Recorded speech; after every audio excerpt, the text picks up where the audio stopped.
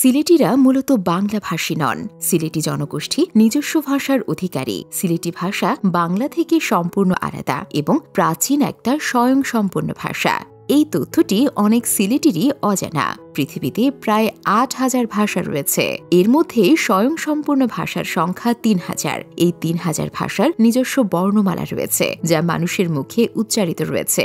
বিশ্বের স্বয়ংসম্পূর্ণ ভাষার একটি এই সিলেটি ভাষা। গবেষকদের মতে বাংলাদেশের মাতৃভাষা বাংলা হলেও সিলেটিদের মাতৃভাষা সিলেটি। বিশ্বের প্রায় ২ কোটি মানুষের মুখের ভাষা সিলেটি। সিলেটি ভাষা এবং সিলেটি জাতির চমক ইতিহাস সম্পর্কে চলুন জেনে আসা যাক। সিলেটি ভাষার ইতিহাস ঘাটলে দেখা যায় এই ভাষার প্রচলন শুধু সিলেটেই সীমাবদ্ধ নয়। ভারতের আসাম, ত্রিপুরা এবং মেঘালয়ের বহু সংখ্যক লোকের মুখের ভাষা সিলেটি। এটা একটা প্রাচীন ভাষা, তাতে কোনো সন্দেহ নেই। গবেষকদের মতে খ্রিস্টীয় চতুর্দশ শতাব্দীর মাঝামাঝি সময়ে জটিল সদস্যপ্রধান বাংলা বর্ণমালার বিকল্প লিপি হিসেবে সিলেটি নাগরী লিপির উদ্ভাবন হয়েছিল। গবেষকদের ধারণা, ইসলাম প্রচারক সুফি দরবেশ এবং স্থানীয় অধিবাসীদের মনের ভাব বিনিময়ের সুবিধার জন্য নাগরী লিপির উদ্ভাবন হয়েছিল।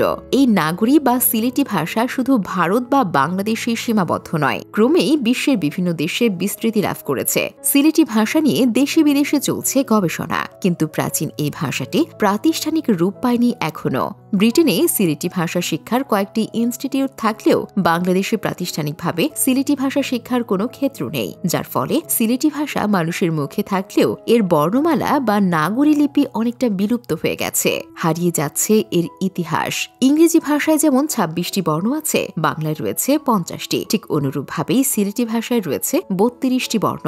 কিন্তু সিলেটের বর্তমান প্রজন্ম তাদের নিজস্ব ভাষা লিখতে ও পড়তে জানে না। বর্তমানে মূল সিলেটি হরফে যারা লিখতে ও পড়তে পারেন তাদের সংখ্যা খুবই কম। এবার আসা যাক সিলেট জাতির ব্যাপারে। খ্রিস্টীয় ৮ম শতকের আগে থেকেই আরবি, ইরানি, তুর্কি, আফগান, মোঘল বণিকগণ চট্টগ্রাম সিলেট অঞ্চলে বাণিজ্য করতে এসে বংশ বিস্তার ঘটান। এরপর আসেন হযরত শাহজালাল। হযরত শাহজালালের সিলেট আগমন সিলেটের সমাজ সংস্কৃতিতে ব্যাপক প্রভাব ফেলেছিল। ১৮৫৮ সালে সিলেটে চা আবাদ শুরু হলে ভারতের তামিলনাড়ু, উড়িষ্যা, ছোটনাগপুর, মধ্যপ্রদেশ, মাদ্রাজ ইত্যাদি অঞ্চল থেকে প্রচুর জনগোষ্ঠী চা বাগানের শ্রমিক হিসেবে সিলেটে আসেন। ১৯০১ সালে এসে শুধু সিলেট জেলায় জ্বালানির কুলির সংখ্যা ছিল ১,৫৩,৮৫০ জন। ১৯৪৭ সালে দেশভাগের আগ পর্যন্ত সিলেটিরা ব্রিটিশ ভারতের উত্তর পূর্বাঞ্চলীয় আসামের সাথে ছিল। সিলেটকে দ্বিতীয় লন্ডন বলা হয়। এর কারণ হল সিলেটিরা বহু আগে থেকেই বিলাত যাত্রা করে বিলাতে অভিবাসী হয়েছিল। বিলাতে সিলেটিদের অভিবাসনের ইতিহাস প্রায় ৩৫০ বছরের, অর্থাৎ শুরুটা হয়েছিল ব্রিটিশ আমল থেকে।